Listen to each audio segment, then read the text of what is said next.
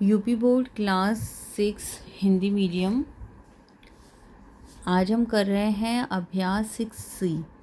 ठीक। पहला क्वेश्चन, निम्नलिखित व्यंजकों में पदों की संख्या बताइए। ये क्या हैं? चारों व्यंजक हैं और हमें इनमें पदों की संख्या बतानी है। मैंने इससे पहले 6B में ये बताया है कि व्यंजक और पद कैसे हम पता करते हैं। तो अगर आपको पद क्या हैं, कैसे हम उन्हें चूज़ करते हैं, ये जानना है तो आपको 6B देखनी पड़ेगी। तो जैसे ये आपको दिख रहा है 13x, तो यहाँ ये व्यंजक है। लेकिन जब बात पद की करेंगे तो ये कैसा पद है? ये एक है, एक पदीय है, क्योंकि इसमें एक ही पद है। यहाँ देखिए ये दो पद हैं और ये दोनों पद जुड़े हुए हैं प्लस के साइन से। ठीक है। यहाँ तीन पद हैं और ये तीनों पद जुड़े हुए हैं एक माइनस के साइन से और प्लस के साइन से, और यहाँ माइनस के साइन से दो पद हमारे जुड़े हुए हैं। तो अगर पद की संख्या बोली जाएगी तो यहाँ एक पद है, यानी एक पद ही है। यहाँ प्लस के साइन से दो पद जुड़े हुए हैं, एक x और एक y, तो ये हो गया द्विपदीय।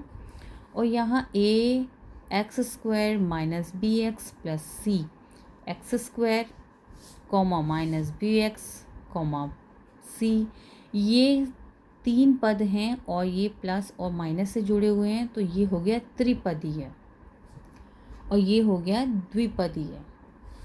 ठीक। तो चलिए सॉल्व करते हैं, कॉपी में कैसे करना है। जैसा कि आप देख पा रहे हैं, मैंने लिख दिया है 13x, यानी एक पदीय है, ये द्विपदीय है, 1 2 3 ये त्रिपदीय है और 1 2 ये द्विपदीय है। हम इसको ऐसे भी लिख सकते हैं, जैसे 13x उतारा, नोट किया, और यहाँ हम उत्तर लिखेंगे और फिर हमने लिख दिया यहाँ एक पदीय। आप ऐसे भी लिख सकते हैं, जैसे आप चाहें वैसे आप इसे लिख सकते हैं। ठीक है। चलिए क्वेश्चन नंबर 2 देखते हैं। जैसा कि आप देख पा रहे हैं, क्वेश्चन नंबर 2, निम्नांकित में सत्य कथन बताइए। हमें सत्य और असत्य कथन देखने हैं। सत्य कथन बताना है, क्या हमारा x 5x² yz एक द्विपदीय व्यंजक है? आप बताइए, क्या ये द्विपदीय व्यंजक है? नहीं, ये द्विपदीय व्यंजक नहीं है। ये पूरा हमारा एक पद है, क्योंकि ये प्लस या माइनस इन दोनों में से किसी भी साइन से ये जुड़े हुए नहीं हैं, है ना। तो यहाँ 5x² yz है, यानी ये पूरा क्या है? एक पद है। तो ये द्विपदीय व्यंजक कहा जाएगा? नहीं, ये कथन हमारा असत्य है। ये एक पद में आएगा। किस में आएगा? एक पद में। ठीक है। तो आप जैसे कॉपी में अगर आंसर करेंगे तो आप सीधे ये उतारेंगे। क्वेश्चन नंबर 2, निम्नांकित में सत्य कथन लिखिए, ये आप लिखेंगे। उसके बाद क्वेश्चन नंबर 1 डाल के 5x² yz द्विपदीय व्यंजक है, ये लिखेंगे। और फिर नीचे आंसर में आप लिखेंगे ये द्विपदीय व्यंजक नहीं है, इसलिए ये सत्य कथन नहीं है, ये असत्य कथन है। ठीक है ना। अब क्वेश्चन नंबर 2 देखिए, x² माइनस 8x प्लस 10 द्विपदीय व्यंजक है। देखिए क्या ये द्विपदीय व्यंजक है? अपनी तरफ से कोशिश करो करने की, सॉल्व करो इसको। 1 2 3, तो ये त्रिपदीय है। इसमें तीन पद है भाई, एक माइनस से जुड़े हुए हैं ये दो पद, और ये दोनों प्लस से जुड़े हुए हैं। ठीक है। ये दोनों पद किससे जुड़े हुए हैं? माइनस के साइन से, और ये दोनों पद जुड़े हुए हैं प्लस के साइन से। तो ये कितने हो गए? 1 2 3, ये त्रिपदीय हो गए। तो क्या ये द्विपदीय व्यंजक है? नहीं, ये असत्य कथन है। ये द्विपदीय नहीं, ये त्रिपदीय व्यंजक है। अब यहाँ आ जाइए, 2x² प्लस 7xy, क्या ये द्विपदीय व्यंजक है? हाँ, बिल्कुल द्विपदीय व्यंजक है। क्यों? क्योंकि ये दोनों पद x से प्लस के साइन से जुड़े हुए हैं। एक पद ये हो गया और एक पद ये हो गया, तो ये हमारा क्या है? द्विपदीय व्यंजक हो गया। क्वेश्चन नंबर 4 देखिए, ax² plus bx minus c, क्या ये द्विपदी व्यंजक है? नहीं, ये हमारा कथन असत्य है, क्योंकि यहाँ हम देख पा रहे हैं एक हो गया हमारा पद ax² ये एक पद हो गया, bx ये हमारा दूसरा पद हो गया, -c ये हमारा तीसरा पद हो गया। 1 2 3 यानी ये त्रिपदी व्यंजक है। तो ये द्विपदी व्यंजक तो बिल्कुल भी नहीं है। तो ये कथन हमारा क्या हो गया? असत्य हो गया। अब क्वेश्चन नंबर 3 को देख लेते हैं।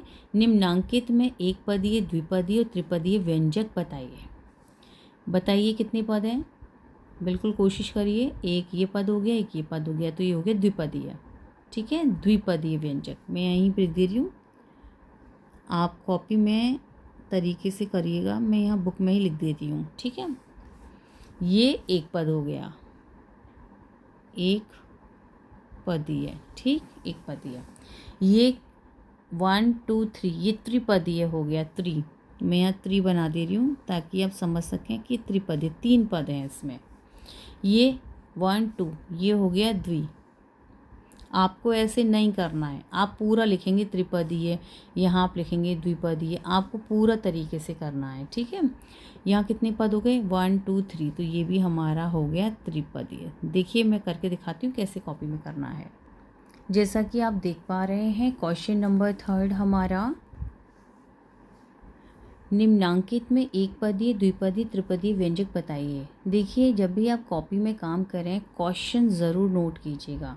जब तक हम क्वेश्चन नोट नहीं करेंगे तब तक हम आंसर नहीं समझ पाएंगे कि हमने आंसर किए कैसे हैं। भाई आपको तो आइडिया है, लेकिन जब टीचर्स होते हैं वो कॉपी करेक्शन करते हैं तब दिक्कत होती है उन्हें, वो समझ नहीं पाते कि बच्चों ने ये कैसे किया है, मतलब क्वेश्चन में क्या था। तो क्वेश्चन ज़रूर नोट कीजिए। पहला हमने उतारा 3xy + 7, तो हमने लिखा द्विपदीय व्यंजक, क्योंकि दो पद है। आप आंसर भी लिख सकते हैं, आप इसकी जगह उत्तर भी लिख सकते हैं, जैसा आप उचित समझें। अब आपने सेकंड क्वेश्चन नोट किया 15x3, तो आपने आंसर लिख दिया, ये एक पद है तो एक पदीय व्यंजक। इस तरीके से आपको कॉपी में काम करना है। चलिए अब हम क्वेश्चन नंबर 4 देख लें। x² y - 7xy + 10 पदों की संख्या की दृष्टि से ये कैसा व्यंजक है? आपको व्यंजक बताना है कैसा व्यंजक है, कि ये एक पदीय व्यंजक है, ये दो पदीय द्विपदीय व्यंजक है, या ये त्रिपदीय व्यंजक है। ये आपको इसे देखकर बताना है। तो चलिए, एक पद हो गया, ये एक पद हो गया -7xy, ये दूसरा पद हो गया, और ये हो गया 10 हमारा तीसरा पद। ये दोनों पद माइनस के साइन से जुड़े हुए हैं और ये दोनों पद प्लस के साइन से जुड़े हुए हैं। तो हमारे कितने पद हो गए? 1 2 3। तो ये कैसा व्यंजक हो गया? त्रिपदीय व्यंजक। तो इसका आंसर होगा ये। पहले क्वेश्चन नोट कीजिए, उत्तर लिखिए और फिर लिखिए ये हमारा त्रिपदीय व्यंजक है। इस तरीके से क्वेश्चन होगा। चलिए क्वेश्चन नंबर 5 देख लें। क्वेश्चन नंबर 5 है, नसरीन के पास 3x आम है, उसने 2y आम अपनी बहन एबिना को दे दिया। ज्ञात कीजिए, पहला, नसरीन के पास कितने आम शेष रहे।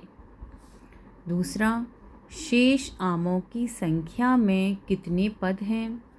और तीसरा क्वेश्चन है हमारा, पदों की संख्या की दृष्टि से इसे किस प्रकार का व्यंजक कहेंगे। चलिए पहले क्वेश्चन को अच्छे से पढ़ लेते हैं। नसरीन के पास 3x आम है और उसने 2y आम अपनी बहन एबिना को दे दिया।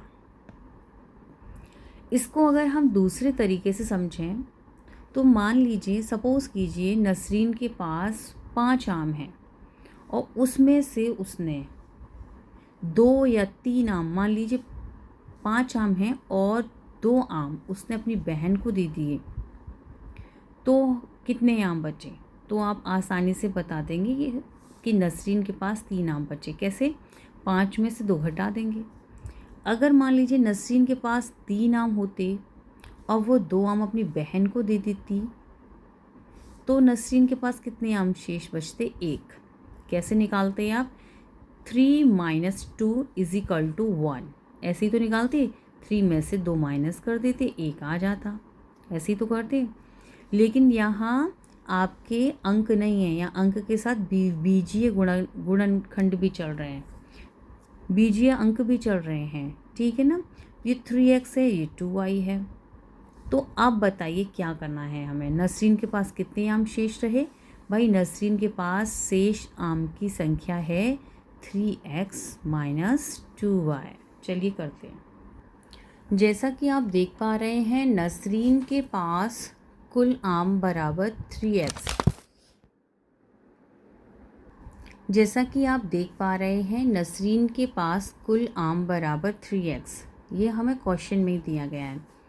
उसने एबिना को आम दिए बराबर 2y।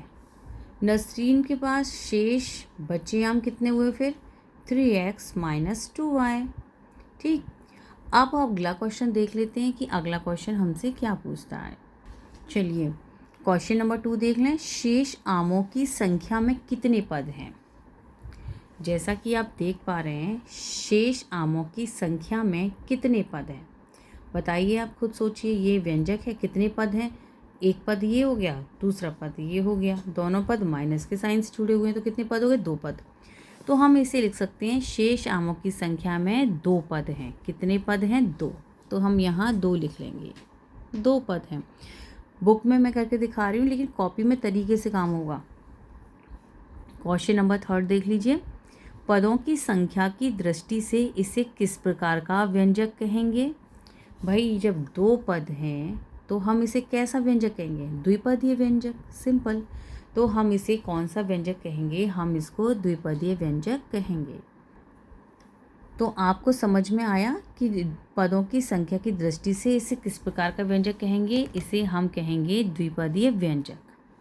तो ये हमारे क्वेश्चन नंबर 5 के तीनों क्वेश्चन हो चुके। उम्मीद करती हूँ कि आपको समझ में आया होगा। अगर नहीं आता है, कोई दिक्कत होती है, तो आप कमेंट बॉक्स में कमेंट करना। मैं दोबारा से आपको बच्चों समझा दूँगी। ठीक है। तो ये एक्सरसाइज हमारी फिनिश हो गई। ठीक है बच्चों, उम्मीद करती हूँ आपको समझ में आया होगा। अगर आपको वीडियो अच्छा लगा हो तो आप लाइक करो, अपने दोस्तों के साथ शेयर करो और हमारे चैनल को सब्सक्राइब करो। Thanks for watching.